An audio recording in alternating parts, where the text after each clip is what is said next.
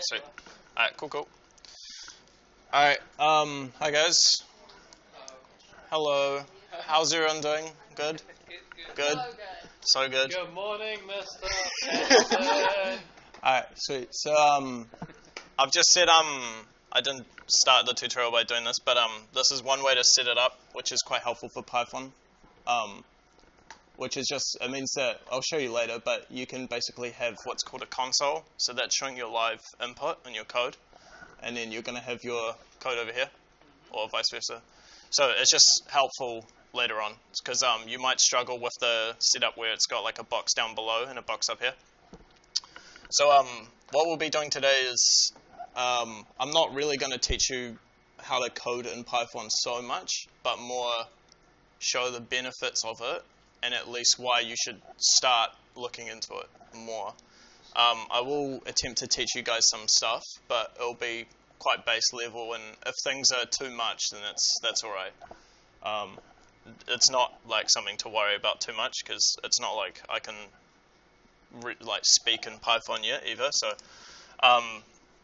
So we'll just start off by showing you the Python shell. So Python shells is your command here.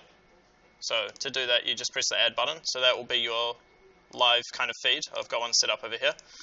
And the other one is the Python panel, where we can do, if you don't know any Python, this is a quick little tutorial on how to do Python and teach you the user interface. So you'll have a little Python panel when you use it in 3D, and there'll be a little settings tab here. So if you click on this and you go new interface, and they give you a nice piece of code to copy, so you can do your first piece of code if it decides to copy. Oh, one sec, I'll copy it and then, oh no, it's not working. Oh, copy, that might have worked. Okay, cool. So we can go down here and we can delete this stuff here for now, and we can potentially paste. Is it going to let me? Oh, no. The right click seems to not work in this, but so that's not great. But okay, well, we're already off to a great start with coding. So oh wait, it's nearly picking up. Oh, there we go. Sweet, it picked it up somehow. I think the detection's a little off. I missed the F, but I'll add that in. So if we go new interface, and we go get rid of that, copy that, pop this up here, and put the F in for me. That's good. Okay. Oh wait. The second line. Oh yeah, there we go. Sweet. Sweet. And we go apply, accept, and then we can find it in our tab here. It'll be one of these. We made a calendar. So there you go. Python, that's the tutorial for today, guys. Thanks for coming out.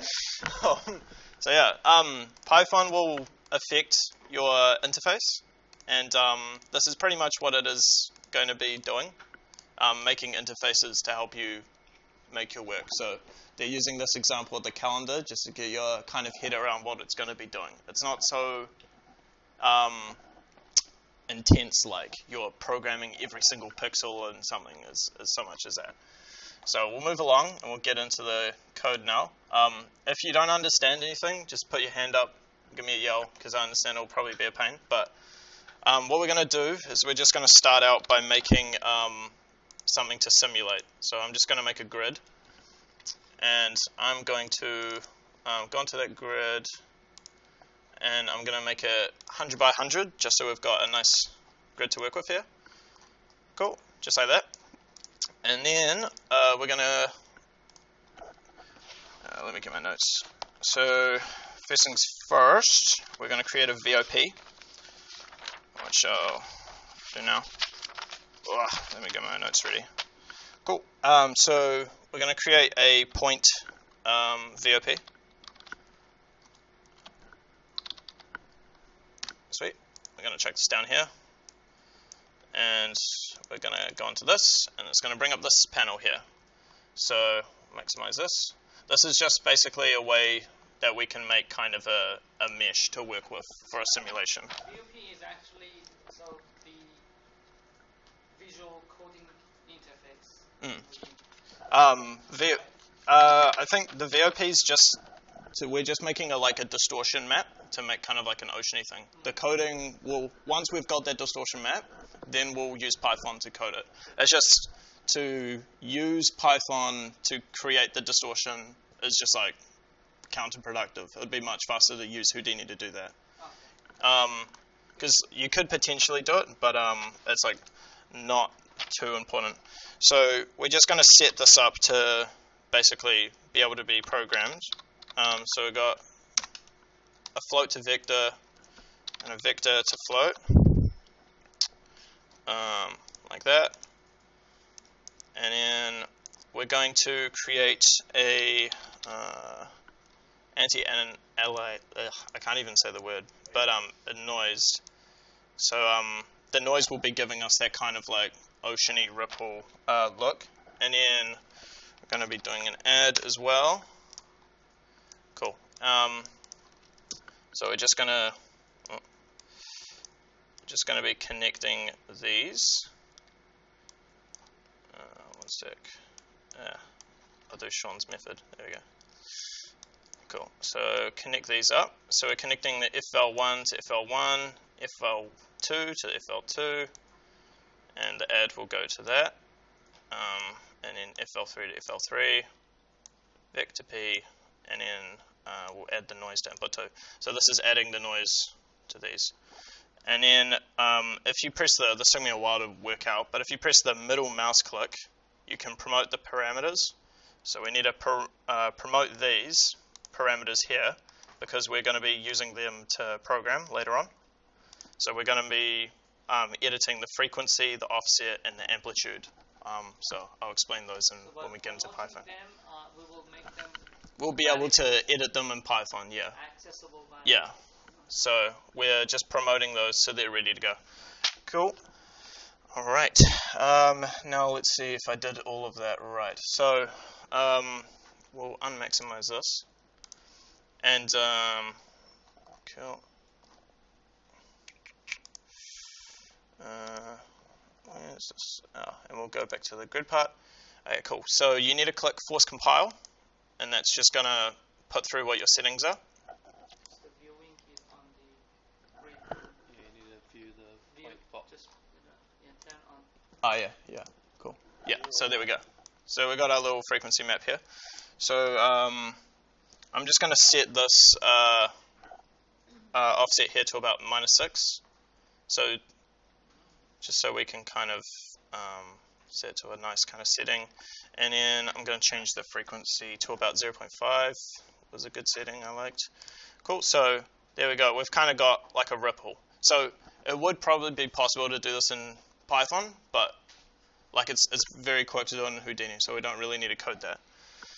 Okay, so that's that out of the way. So now it's time to code. So coding's actually really, really easy in Houdini. I didn't realize how easy it was until I kind of got into it. It basically integrates the whole system in, very similar to how a game engine does it, where you can just straight up input the code into the system. So all you need to do is right click and then type in Python, and then we've got our Python code all ready to go. So this is now that we've linked this, you can now directly edit this attribute VOP here.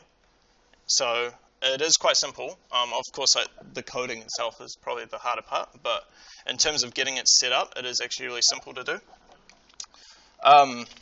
Cool, so I'm going to turn on Python as well. So that's linked with that.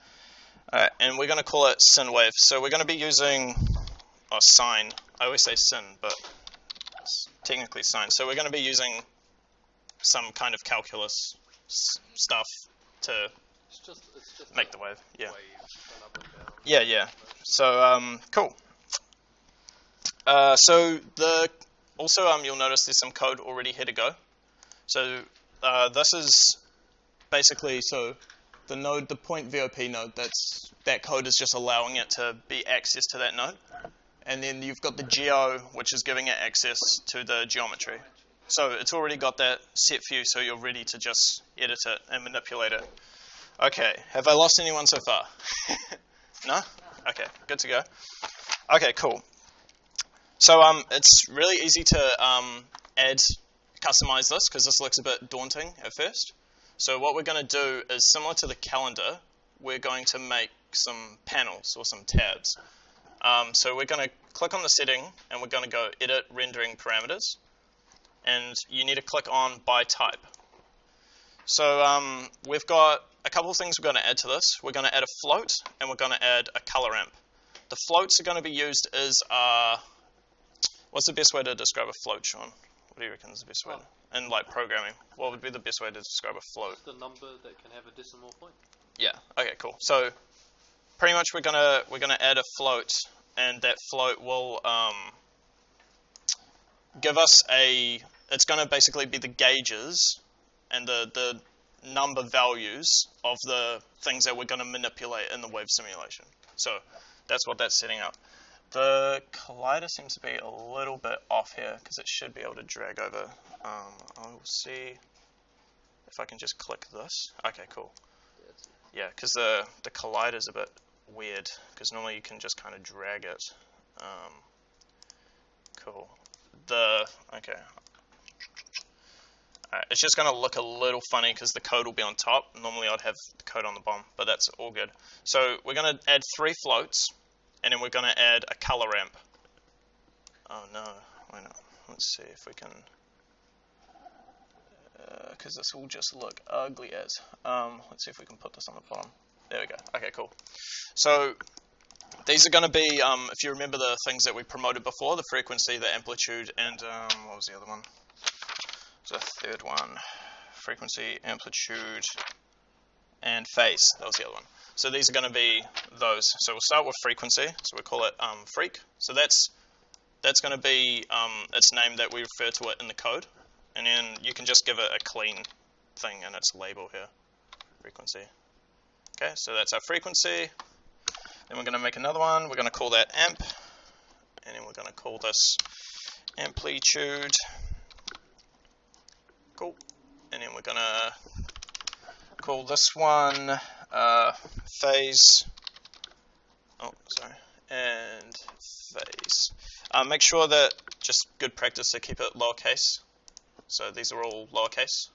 Just programming kind of stuff. And then we'll just call this one color.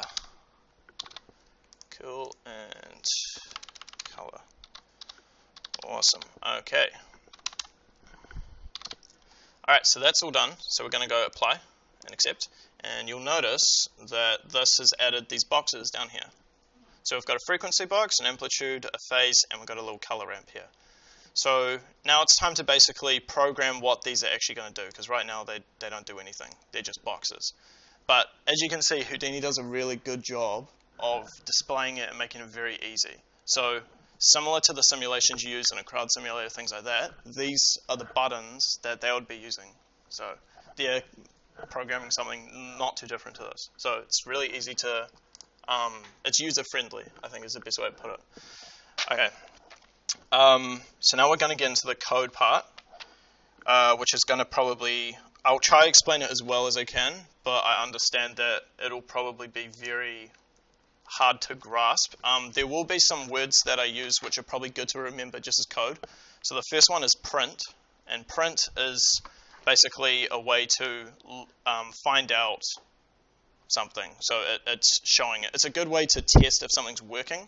So if you're making some code to work out the minimum and the maximum of the y value, let's say, if you say print that, if it doesn't show up in your tab in your terminal, then you know you've like screwed up. You've made a mistake. So it's a good way to just actively see, okay, is this actually working?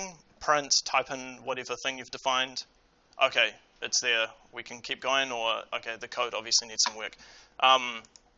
I'd noticed as well that Houdini is actually really good at picking up if something's an error as well. It actually has its own kind of like a debug system. Like it'll tell you if something's wrong.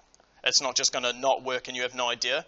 It tells you exactly the line that was the mistake, and it tells you the details of the mistake. So it is really user-friendly, and it works pretty similar to a game engine. So it's actually quite easy to pick up. Alright, so let's get into the code. So first thing we're going to do, and this is quite an interesting thing, is the code needs to know maths. So the first thing we need to do is go import math. Okay, cool. So literally, like, you spend your whole life learning maths, and this thing took like one sentence or like 2 words, and it's like, it's now a mathematician. Okay, so you can use any maths, digits, whatever, things like that. It's just going to work it out. It's a human calculator now. So cool. So our thing now knows maths. Cool. So let's get into it. So the first thing we'll start with is the panels. So the frequency, the amplitude, and things like that. So we're going to start defining panels. So if you remember, we called one freak, like that. So we're saying freak is equal to something. So we're going to say it's equal to the node eval parameter, but it's under parm. And then we're going to do 2 brackets and then a quote, and we're going to call that freak. So we're basically talking about how that's going to link to the node, and then also we're referring to this as the value. So freak is equal to this in the node. So if that makes any sense. So we're defining it in the geo, and we're giving this down here an actual, like, we're giving it something to define under. Okay? So we have that eval pram Yeah. within the points VOP. It's Calling it back. I'm still pretty new to it, but to my knowledge, it's basically saying, so we're defining the frequency, which is this thing down here. So this is called freak. We're saying that it equals the node value parameter. Yeah. Okay. So it's equaling the frequency in our node, and then we're straight referencing it here as the freak. So like that's where the promotion parameters come into play. So we're direct referencing it to the node. So we've got a slider, and then we're mentioning the slider in the work, if that makes sense. Okay, cool. So now we're just going to repeat that process, but for everything else. So we'll go phase. Excuse my typing, I'm really crap. Node dot eval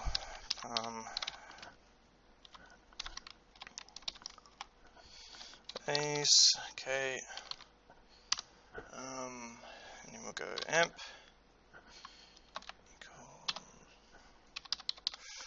Node dot eval and go amp. Alright, cool. And the last one to do is the ramp. So the ramp is a little bit different, and we'll probably leave that for later. So we'll just stick with these for now. Okay, so the next thing we need to do is reference the points. So the points, to my knowledge, are referencing all the points in this mesh here.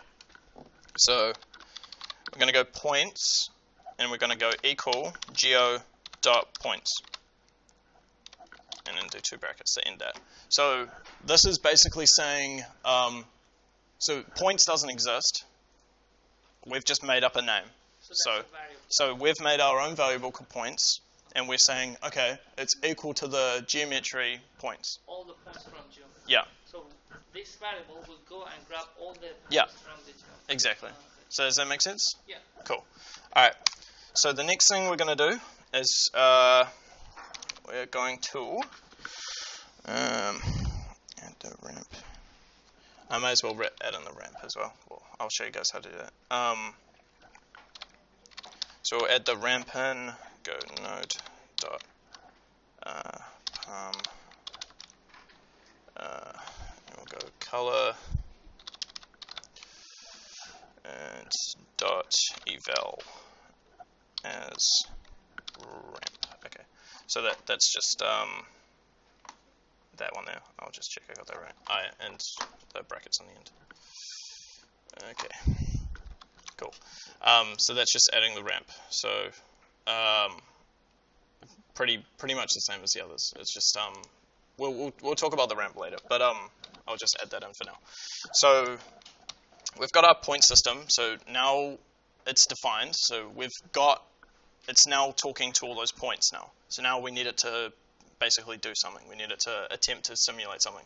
So what we're wanting to do is basically make it move along the z axis, and then we also want the y to be some sort of variable. I think like x won't change at all because we don't want it to move, we want it to stay in place.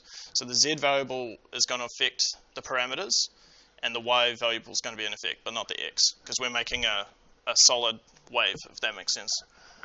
So to do this, this is where I know less about the code, but I can attempt to answer things.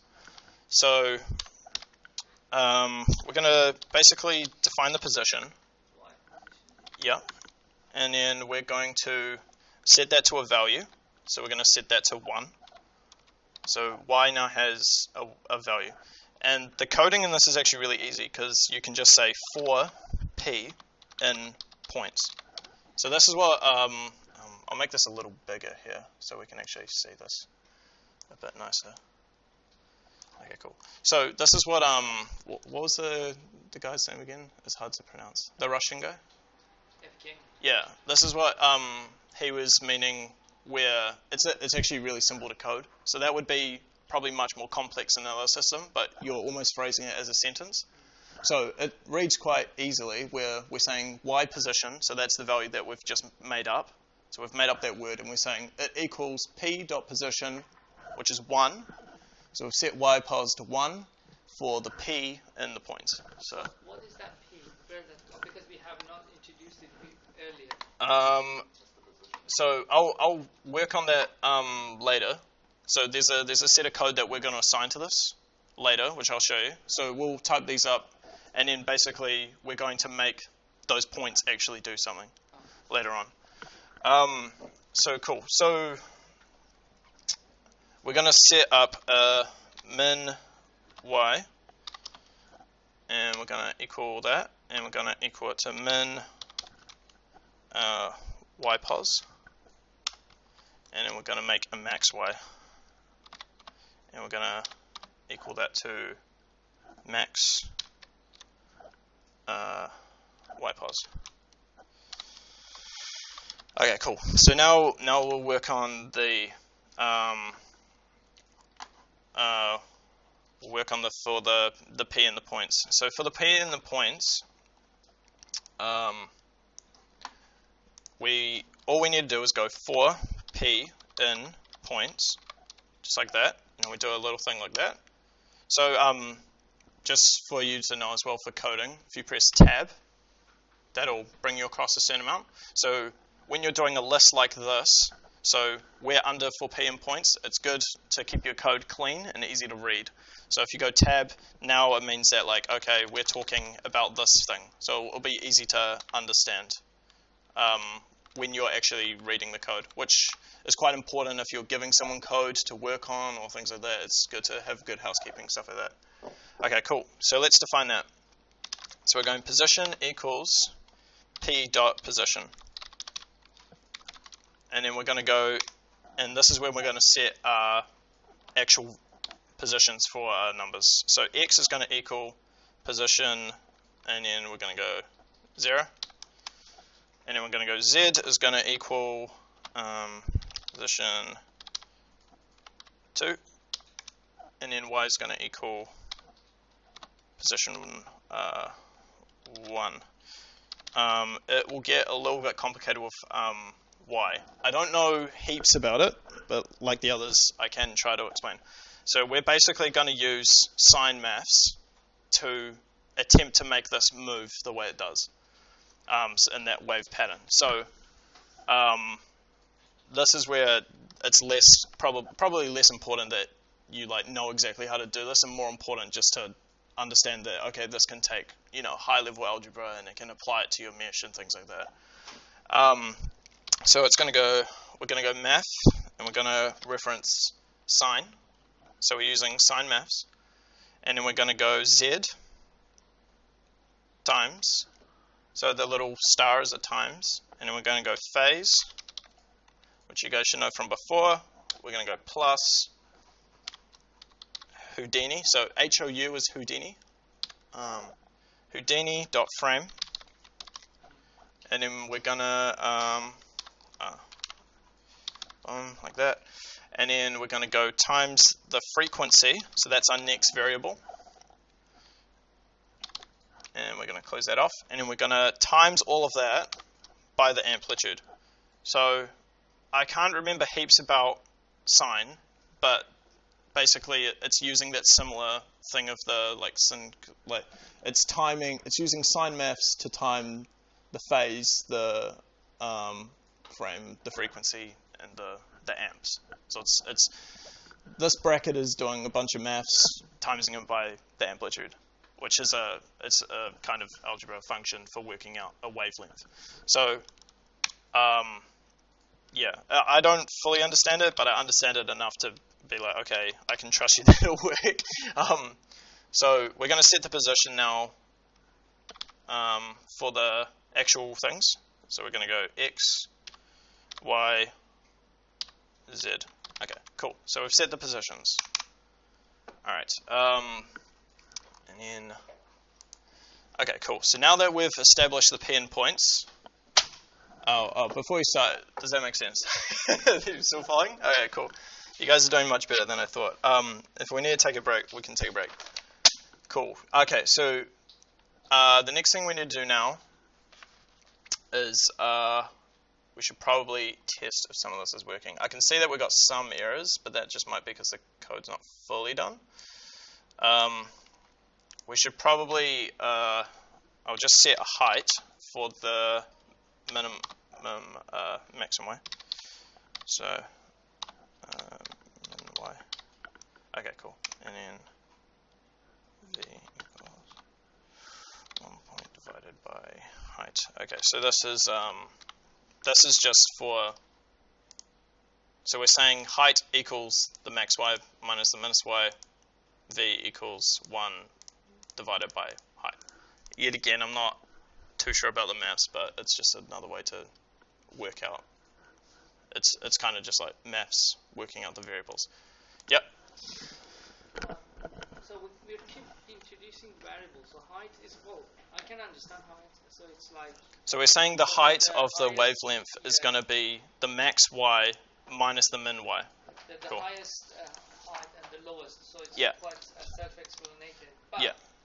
The thing is, I'm wondering if these. That's sweet. See, because I don't know if it'll fully work. It's time to find out. Cool. So if we go to our Python shell here, we'll just force this to compile. It should compile. Okay. Is it going to compile? Oh, does it like me? One sec. There will just be an error somewhere. Watch me near fix. Invalid syntax error ypos/9. Okay, so this is what I mean about the debugging system. So I can tell you what we're doing. Okay. Cool. Alright, bit of a hiccup. Basically, you just have to click on the pause again. Yeah. Resume your recording. Oh yeah, I've resumed it. Okay. So the mistake I made, which is an annoying one, is Houdini's American. So the code language is American. So I spelled color with a U, but it should be an O. Yeah. So okay, my bad. All right, I will get rid of these for now because we will work backwards, and I will work these out. So where were we? We were at, I'll get rid of this as well. Cool, all right. Sweet, so let's just test that this is working. So we go print min y and max y. Cool. And then we will see if this works.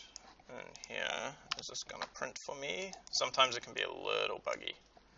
Maybe min y and max y should be like attached. No, there's like a space between the. No, the mean. Oh yeah, true. There we go. Okay, try that. Okay, close that. All right. Okay. Okay, there we go. Sweet. Thank you, Hussein.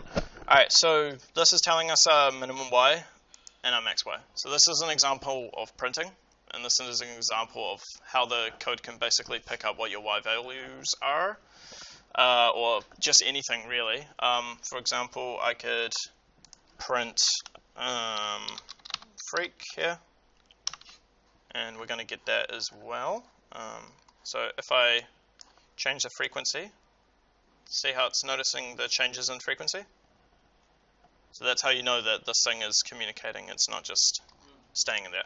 So let's take a look at what we've got so far. So what we have so far, if we turn these on, boom, boom, boom, is we have a wave. My frequency is way too high though. So we've got a, there we go. Oh, clear. Make sure to delete your prints, because otherwise it'll spam you. It's still spamming me. Please stop. Alright, cool. So there we go. So we've got, I'll show you what we've got so far. So we've got a wave. Frequency is going to change the speed of that. Amplitude is going to change the height and like the kind of intensity of that. And phase is going to change how many waves there are. Hell yeah. So there we go. So what we've got right now is a wave, and it is set on a animation, so it's all ready to go, like that. So that's not all. So we'll add color next, which will be done in the ramp. Thank you for sticking with me, because I know it's very boring. But you can start to see that what he's talking about, where it's a custom system where you can actually make things much easier than animating it. Like if you were to make this here and then custom animate it, and then like they're like, oh, I want, you know, more waves or less waves, I want that slightly slower in the scene or something like that, it becomes a very difficult and timely process. But basically through this you can, with quite a lot of ease, if you have the programming knowledge to back it, you can actually make something quite accurate and quite powerful. Which is what he was talking about, where it really is like power. Because you can imagine that this is a very base level, and it is still quite complex. So once you get into like the real stuff, you'll be able to simulate some really like amazing work, and it'll save you in your animation time. And it'll save you having to know a lot of things, because there's a lot of basic like math functions out there. Like Sean was telling me about some ocean stuff before as well, where there's actual scientific functions that you can use to program the stuff already. The math's already kind of done for you. You just need to put it into a programming language, per se. So the next thing we want to do is the color ramp.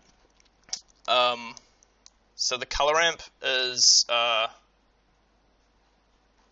down here, and we'll just set that to like a kind of a blue,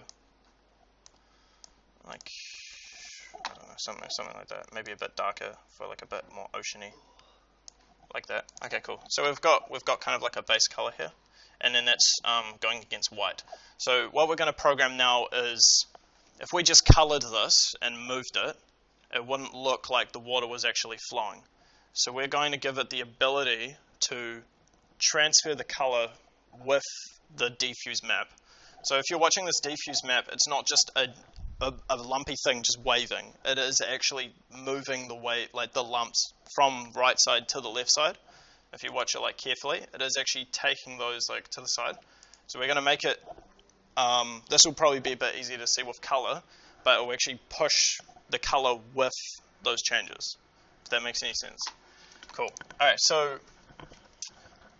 the first thing we're going to do is up in our values. We're going to go CD, which is the color thing, and we're going to call that geo.attrib, and then we're going to go brackets who, which is for Houdini, attrib type dot point, and then we're going to do a comma, reference that is CD, comma, and then we're going to go 1, 1, 1. And we actually meant to do points, but I'm just going to show you something real quick which may or not work, may or may not work. But I'll attempt to show you what I'm meaning, because it'll probably be a problem that you guys might run into. So if we go print, close the bracket, I believe. You need another bracket. Yeah. Sweet. Alright, cool. Thank you. Alright. So if we go, I believe it was print CD. Let me see. What I'm going to just basically show is there's different types of things, and we're working with floats, and this will probably go a little bit over your head, and it goes over my head as well. But there's different things like points, floats, I think vectors, like another one. So we want to, integers. So we want it to work with points, I believe. We want to work with points. So if you add like something like a comma like that, there's a link that I'll show you on the website as well. But this is actually referring to the like vertex, I think. So place in this space. Yeah, rather than points. So I can't fully remember the print code, but it's probably not really that big of a deal, because it's like debugging stuff in the future. But by adding a decimal point, now we're making it like 1 point something rather than one like a set thing. So now it will actually be like referring to floats and points, which is what we want. So things like that, things as little as that can make a big difference. So what I'll show you is Houdini actually has a website which will show you how to reference things properly, and it will give you the definitions of everything. So you need if it gives you a bug and you're just like, I have no way of finding out, I'll show you that website after, and you'll be able to look at that. Because little tiny details like that can make a huge error in your code. So the next thing we're going to do is, so the LV is basically working out for where the color is going to go, which we did before. And then we're going to add color equals ramp, so it's referring to the ramp. And then we're going to use a term called lookup. So this is another feature which you can find on the website. So if you're like, I want something that does something along these lines, so lookup is an example of something that is a really handy code to learn. So then you can go, I can use this in this situation. So lookup is it's looking at the attribute type, and then it's working from the attribute type that we're using, which, like I said, it's probably a bit difficult to kind of work that around right now, but you can trust me on it that it is important. Okay, cool, and remember to spell it American. Okay, now let's see if I have made any mistakes, which is another problem with coding. It never goes well.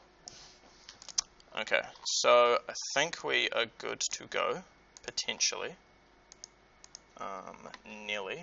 There's one error, which is, okay, so this is an error with the attribute value, which is quite difficult sometimes. Okay, so I always make this. I think I've made the same mistake I made last time. No? Potentially.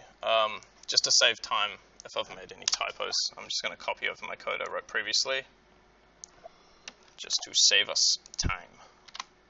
And hopefully that might fix it, potentially. Coding is very painful when it doesn't work, which it's quite new to me, so I'm still trying to kind of debug it, but it's quite difficult to kind of find out what's wrong a lot of the time. Okay, sweet, there we go. I probably had a typo somewhere in there. Yeah, So, like normally when you're programming, you'll spend like an hour punching the screen trying to find that, but we don't have the luxury of doing that. Okay, so we've referred the color ramp. So this is a color ramp. We've referred to the color ramp and we've said, okay, we're going to apply that. We've applied it with our previous code that we've done working out the Y.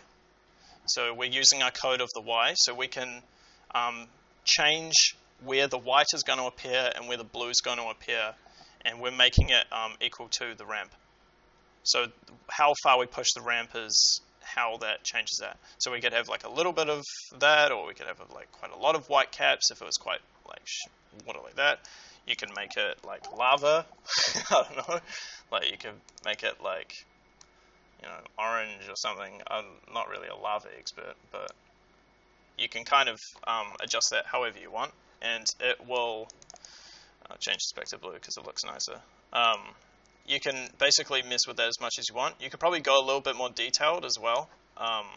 You could probably have the potential to make multiple colors. I haven't tested that yet, but another thing which you could do on top of this programming-wise is you could make it that the white only appears at the tips of the waves. You could potentially work with that. So the possibilities are pretty much endless, and I'm sure there's plenty of tutorials online how to do that and support groups and things like that. And there's the Houdini thing online. So I'll show you a playthrough of this. So there we go. Check if that's all good. My one looks better for some reason. I think it may have to do with some of my settings here. The phase might have to, but yeah, there we go.